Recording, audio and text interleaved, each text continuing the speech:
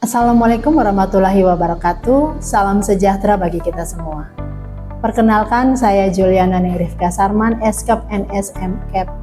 Saya merupakan dosen dari program Studi Diploma 3 Keperawatan Stikes Bala Keselamatan Palu. Pada kesempatan ini saya akan menyampaikan pembelajaran dalam proses PDD UKT-PT pernyataan diri dosen untuk unjuk kerja Tridharma Perguruan Tinggi.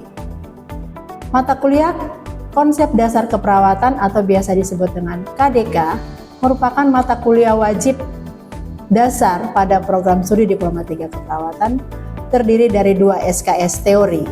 Penempatannya ditempatkan pada semester 1. Deskripsi mata kuliah ini merupakan menguraikan tentang sejarah, falsafah, dan paradigma keperawatan sebagai profesi, teori keperawatan, model dan bentuk praktek keperawatan, tren keperawatan di masa yang akan datang, serta sistem pelayanan kesehatan. Pembelajaran ini dirancang melalui ceramah, diskusi, dan seminar sehingga mahasiswa dapat mengikuti menyelesaikan capaian pembelajarannya dengan baik. Sebagai seorang dosen, maka saya wajib melakukan Tridharma Perguruan Tinggi, salah satunya adalah di bidang pengajaran. Dalam melaksanakan kegiatan pengajaran, maka saya melakukannya dengan pendekatan DIA, Delivery, Interaction, dan Assessment. Untuk delivery-nya, saya melakukan pembelajaran dengan menjelaskan materi perkuliahan yang disampaikan kepada mahasiswa dengan cara dalam bentuk ceramah, diskusi, dan seminar, tanya jawab dengan menggunakan bantuan PPT. Untuk interaction ini dilakukan pada saat dosen memberikan kesempatan kepada mahasiswa untuk mengajukan pertanyaan, diskusi, dan forum kolaborasi dalam penyelesaian proyek pembelajaran. Sementara untuk penilaian atau assessment, pemberian penilaian saya melakukannya dengan memberikan poin-poin pada beberapa bagian, dimulai dari kehadiran di kelas 10%, kemudian penyelesaian proyek 40%, keaktifan di kelas 10%, penyelesaian tugas 10%, EAS dan ETS masing-masing 15%. Adapun capaian pembelajaran, mata kuliah Konsep Dasar Keperawatan terdiri dari aspek penilaian. CPL 1 meliputi aspek penilaian, yaitu mahasiswa mampu menunjukkan sikap bertakwa kepada Tuhan Yang Maha Esa dan bangga sebagai bangsa Indonesia yang menjunjung nilai kemanusiaan, etika, hukum moral, dan budaya dalam memberikan asuhan keperawatan. CPL kedua atau aspek pengetahuan, mahasiswa mampu memahami ilmu keperawatan untuk melakukan asuhan keperawatan secara profesional dengan menggunakan pendekatan proses keperawatan. CPL ketiga atau aspek keterampilan khusus diharapkan mahasiswa mampu melakukan komunikasi terapeutik dan menguasai keterampilan dasar keperawatan untuk melakukan asuhan keperawatan kepada klien melalui kerja tim. Adapun CPMK-nya, CPMK mata kuliah Konsep Dasar Keperawatan terdiri dari 2. Yang pertama, mahasiswa mampu memahami ilmu keperawatan untuk melakukan asuhan keperawatan secara profesional dengan menggunakan pendekatan proses keperawatan. Yang kedua, mahasiswa mampu melakukan komunikasi terapeutik dan menguasai keterampilan dasar keperawatan untuk melakukan asuhan keperawatan kepada klien secara kerja tim. Adapun sub CPMK-nya terdiri dari 8 sub CPMK yang disampaikan dalam 14 kali pertemuan di luar ETS dan EAS. Adapun 8 sub CPMK-nya adalah sebagai berikut. Yang pertama, mahasiswa mampu menjelaskan kembali sejarah keperawatan. Yang kedua, mahasiswa mampu menjelaskan kembali falsafah dan paradigma keperawatan. Yang ketiga, mahasiswa mampu menjelaskan kembali keperawatan sebagai profesi. Yang keempat, mahasiswa mampu menjelaskan kembali organisasi profesi keperawatan. Yang kelima, mahasiswa mampu menjelaskan kembali teori dan konsep keperawatan. Yang keenam, mahasiswa mampu menjelaskan kembali tren keperawatan di masa yang akan datang. Yang ketujuh, mahasiswa mampu menjelaskan kembali sistem pelayanan kesehatan. Dan yang kedelapan, mahasiswa mampu menjelaskan kembali pelayanan keperawatan dalam setiap sistem pelayanan kesehatan.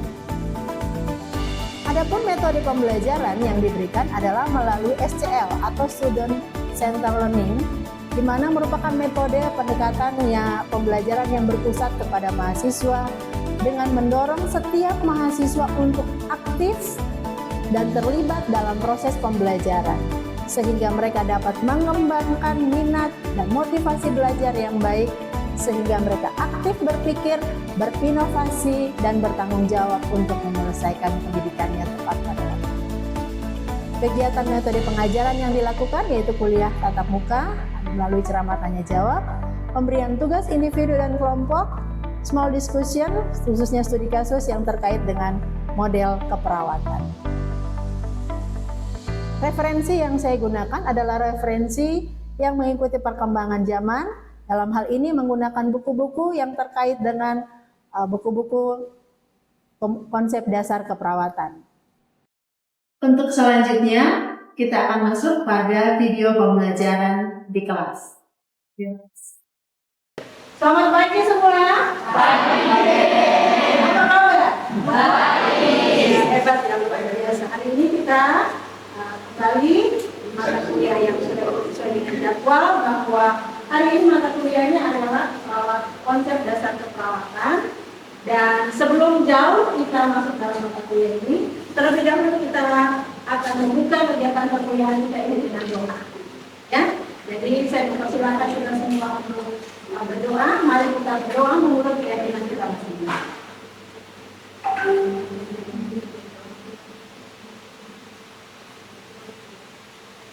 Doa selesai. Ya baik, terima kasih. Nah, hari ini kita masuk pada pertemuan kita yang kelima sesuai dengan jadwal pertemuan kita, dan topik kita adalah tentang keperawatan sebagai profesi. Namun sebelum saya belajar kepada topik yang ini, sedikit saya mereview tentang materi minggu yang lalu terkait dengan falsafah keperawatan. Ya, mungkin ada mahasiswa yang masih ingat tentang materi ini. Ada yang bisa menjelaskan apa esensi dari falsafah keperawatan yang memang harus dimiliki oleh seorang perawat? Mungkin ada mahasiswa yang bisa, iya silahkan Yesus ya. Baik, terima kasih untuk jadi untuk mengenai esensi keperawatan itu ada beberapa hal yang bisa ketahui. Yang pertama itu kita mengenal pasien itu secara utuh atau holistik. Kemudian yang kedua itu ketika kita memberikan pelayanan kesehatan itu harus diberikan secara langsung dan memandang aspek kemanusiaan. Dan yang ketiga itu kita harus tahu bahwa setiap orang itu berhak untuk mendapatkan pelayanan perawatan yang sama. Kita tidak perlu memandang sukunya, status ekonomi, sosial, dan kepercayaan. Wow, luar biasa, kita kasih jawaban yang luar biasa. Mungkin ada yang bisa menambahkan lagi esensi yang lain ya, silakan. Ya. Terima kasih untuk kesempatannya. Jadi pelayanan keperawatan merupakan bagian integral dari sistem pelayanan kesehatan, di mana seorang perawat itu harus bisa bekerjasama dengan tenaga kesehatan lain. Dan juga pasien itu merupakan mitra aktif dalam pelayanan kesehatan, bukan seorang yang menerima jasa pasien. Ya, terima kasih ya, luar biasa. Jadi dalam melakukan perawatan kita memandang pasien secara utuh dan menganggap dia sebagai mitra dalam pelayanan perawatan. Baik, hari ini kita masuk pada topik keperawatan sebagai profesi. Oke, ada yang tahu apa itu profesi? Ada yang tahu? Apa saja yang Anda pikirkan tentang profesi?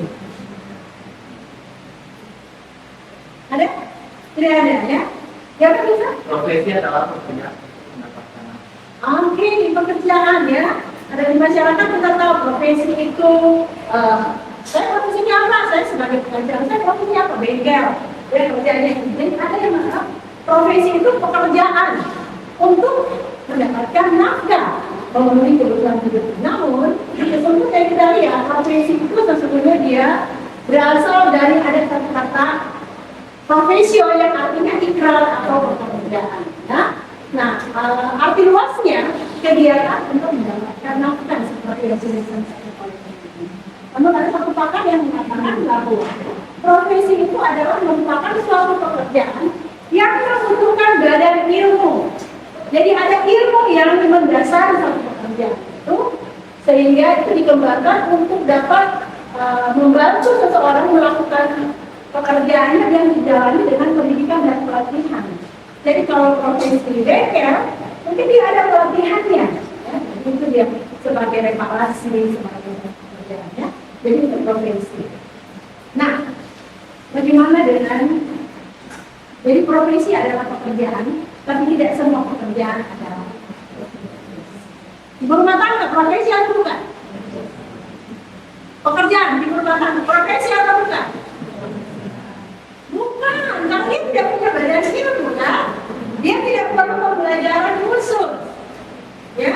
Jadi ada pekerjaan, bukan sebagai profesi, ya. Jadi profesi adalah pekerjaan, tetapi tidak semua pekerjaan merupakan profesi. Oleh karena itu, apa karakteristik dari profesi atau ciri-ciri dari profesi? Yang pertama, itu menurut Levy yang mengatakan bahwa itu yang pertama harus punya pendidikan khusus, ya, seperti Anda sebagai seorang perawat, Anda menjalani pendidikan itu, ya, ada pendidikan khususnya, ya.